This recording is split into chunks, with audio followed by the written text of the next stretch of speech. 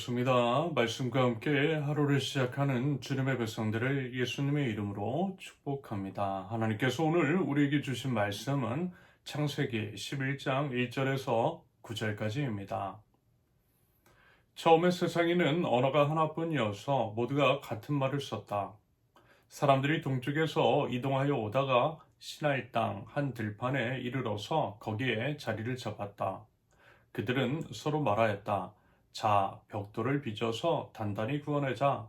사람들은 돌 대신 벽돌을 쓰고 흙 대신 역청을 썼다. 그들은 또 말하였다. 자, 도시를 세우고 그 안에 탑을 쌓고서 탑 꼭대기가 하늘에 닿게 하여 우리 이름을 날리고 온 땅 위에 흩어지지 않게 하자. 주님께서 사람들이 짓고 있는 도시와 탑을 보려고 내려오셨다. 주님께서 말씀하셨다. 봐라, 만일 사람들이 같은 말을 쓰는 한 백성으로서 이렇게 이런 일을 하기 시작하였으니 이제 그들은 하고자 하는 것은 무엇이든지 하지 못할 일이 없을 것이다. 자, 우리가 내려가서 그들이 거기에서 하는 말을 뒤섞어서 그들이 서로 알아듣지 못하게 하자. 주님께서 거기에서 그들을 온 땅으로 흩으셨다. 그래서 그들은 도시 세우는 일을 그만두었다. 주님께서 거기에서 온 세상의 말을 뒤섞으셨다고 하여 사람들은 그곳의 이름을 바벨이라고 한다. 주님께서 거기에서 사람들을 온 땅에 흩으셨다. 아멘.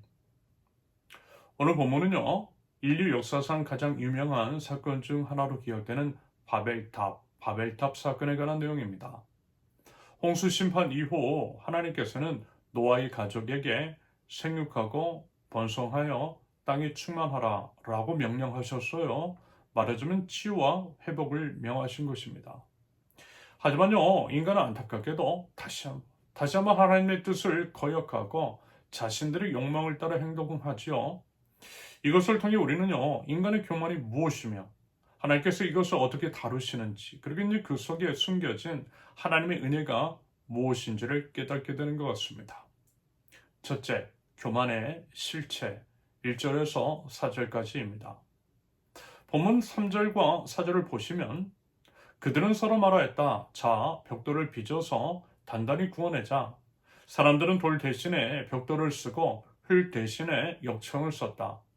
그들은 또 말하였다. 자, 도시를 세우고 그 안에 탑을 쌓고서 탑 꼭대기가 하늘에 닿게 하여 우리 이름을 날리고 온 땅 위에 흩어지지 않게 하자. 이 말씀 속에서 우리는요, 바벨탑의 건설이 무슨 하나님의 명령이 아니고 인간 스스로의 결정이었다라고 하는 것들을 발견하게 됩니다. 하나님께 기도하거나 묻지 않았다라는 거예요. 대신 뭐라고요? 자신들의 생각대로 계획하고 실행했다라는 거죠. 이처럼 하나님 없이 결정하고 하나님 없이 사는 것, 이게 바로 교만입니다. 아울러 이제 본문에서 탑 꼭대기가 하늘에 닿게 하여 라고 하는 것은요, 단순히 이제 건물을 높게 짓겠다 이런 의미 아니죠. 여러분, 하늘은요, 하늘의 영역입니다. 하늘은 하나님의 영역입니다. 하나님의 영역을 상징해요. 그런데 인간이 자기 자신의 힘으로 하나님의 영역에 도달하겠다라고 하는 것, 이것이 바로 뭐라는 거예요? 교만의 본질이라는 것입니다. 하나님 없이도, 하나님의 은혜 없이도 우리가 이제 스스로 구원과 성공에 이를 수 있다라고 하는 착각, 바로 그것인 거죠. 하면 우리 이름을 달리고 라고 하는 표현을 보세요. 하나님의 이름이 아니라 뭐라고요? 자기들의 이름을 높이려 했어요. 하나님의 영광이 아니라 인간의 영광을 추구했던 그들입니다. 게다가 온 땅 위에 흩어지지 않게 하자라고 했습니다. 이것은요, 땅이 충만하라 라고 하신 하나님의 명령을 정면으로 거역하는 것이었습니다. 자기가 하나님 되려고 하는 것, 이것이 교만이고 교만의 본질인 거죠.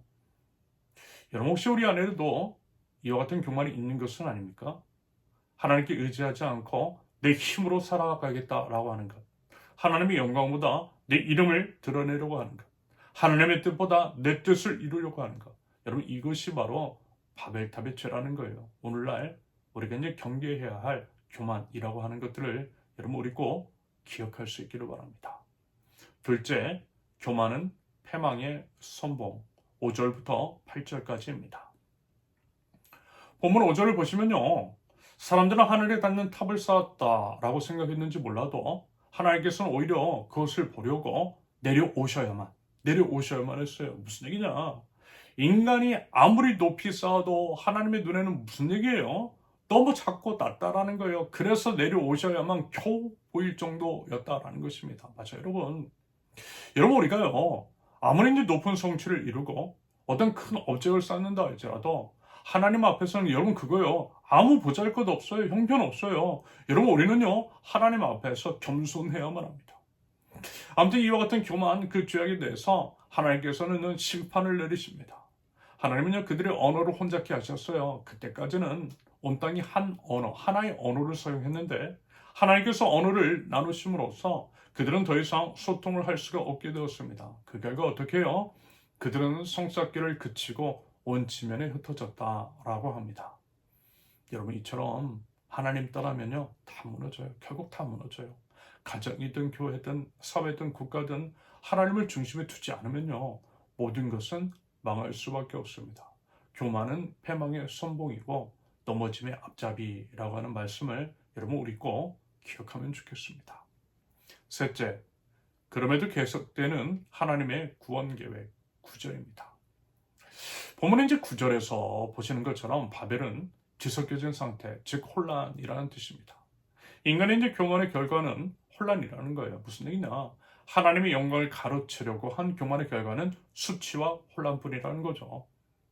하지만요, 여러분 우리가 기억해야 할 것은 이와 같은 심판이 실은 하나님의 은혜였다라는 것입니다. 여러분 한번 생각해 보세요. 만약에 하나님께서 그들을 그대로 두셨다면 과연 어떻게 되었겠어요? 아마도 그들은 점점 더 큰 죄를 짓고 더 깊은 타락으로 빠져들었을 것이 분명합니다. 그러나 하나님께서 언어를 뒤섞이게 하시고 그들을 흩으신 것은 분명히 심판이겠지만 동시에 이제 그들이 더 큰 죄악에 빠지지 않도록 막으신 은혜로도 여러분 볼 수 있지 않을까요? 여러분, 우리는 때때로 하나님께서는 우리의 계획을 좌절시키시고 때때로 이제 하나님께서는 우리를 흩으시고요. 때때로 하나님께서는 우리가 원하는 것을 이루지 못하게 하실 때가 있는 것 같아요. 그때 우리는 어떻죠? 좌절하기도 하고 하나님 원망하기도 해요. 하지만 여러분 뭐라고요? 여러분 그것이 실은 우리를 더 큰 죄와 파멸로부터 지키시는 하나님의 은혜일 수도 있더라는 거 여러분 꼭 기억하실 수 있기를 바랍니다. 그 믿음이 있기를 바랍니다. 그러면서 이제 바벨에서 흩어진 사람들을 다시 모으시는 것이 말하지만 하나님의 구원 계획이라는 것. 여러분 사도행전 2장을 보시면요. 오순절 성령 강림 사건이 나오죠. 그때 이제 각 나라 온 사람들이 제자들인 전하는 그 복음을 자기 나라 말로 듣게 되는 장면이 펼쳐집니다. 무슨 얘기냐? 바벨탑에서 뒤섞인 언어가 오순절 성령으로 말미암아 다시 하나가 되었다라는 것입니다. 맞아요, 여러분. 하나님의 구원 계획이라는 것은요, 결코 멈추지 않는 것이라는 겁니다. 인간이 실패하고 인간이 타락해도 하나님은요 끊임없이 우리에게 구원의 길을 예비하여 주시는 줄로 믿습니다. 여러분 부디 우리 이제 그 하나님을 믿는 믿음과 순종의 모습으로 우리 하나님의 놀라운 구원을 기대하며 그 구원의 은혜의 복음을 힘써 증거하며 나갈 줄 아는 하나님 나라 백성 저와 여러분들 모두 되실 수 있기를 예수님의 이름으로 축원합니다. 함께 기도합니다. 아버지 하나님, 바벨탑 사건을 통해 저희 안에 있는 교만을 깨닫게 하시니 감사합니다. 주님 없이 저희 이름을 높이려 했던 교만을 하나님 이 시간 진심으로 회개합니다. 제 계획이 아니라 하나님의 뜻이 이루어지기를 원합니다. 제 영광이 아니라 오직 주님의 영광만 나타나기를 원합니다. 오늘도 겸손히 우리 주님 의지하면서 살아가는 하나님 나라 백성들 될 수 있도록 주님 저희를 인도하여 주시옵소서. 예수님의 이름으로 기도합니다. 아멘. 하나님께서 오늘 주신 말씀과 각자의 기도 제목을 놓고 우리 잠시 기도합니다.